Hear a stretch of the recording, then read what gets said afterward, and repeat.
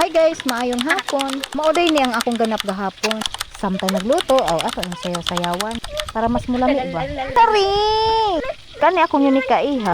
Bisag og buntag dako, mangita jud na siya moon. Mo nang iya jud nang atangan tagahapon. Maamis gyud duro siya sa kanindot sa moon. Ganahan ganay siya magtan-aw og kanang mga star. So kay nagdula-dula naman pud akong anak, og sayawan na pud nako akong luto diri samtang nagpaabot ko. Inani lang gud magpudlat-libat lang tas kamera. Content na na. So samtang nag-voice over ko, ang akong mama nagkatawa. Kinsa daw ni akong kaistorya. Nag-wonder gid siya ba? Pero tigid niyang tutuka sa kuha basig na unsa na ko ba. Naapoy akong anak diri, grabing kiapa.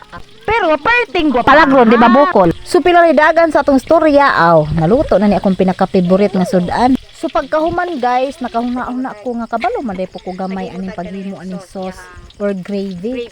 Kakanunon manggod ko og Jollibee, charis.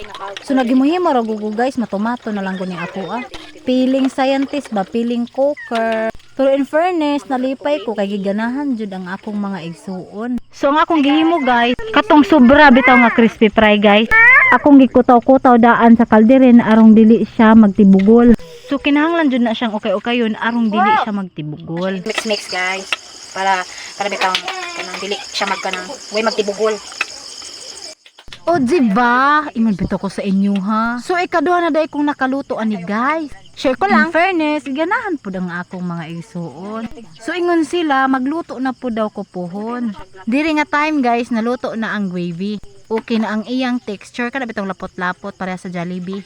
Advantage gid magluto sa balay. Kaysa mag Jollibee mo, kanang inyong 200, isa ra na katao. May pa magluto na lang sa balay kung gusto magtipid. So mauna ni guys. Bye!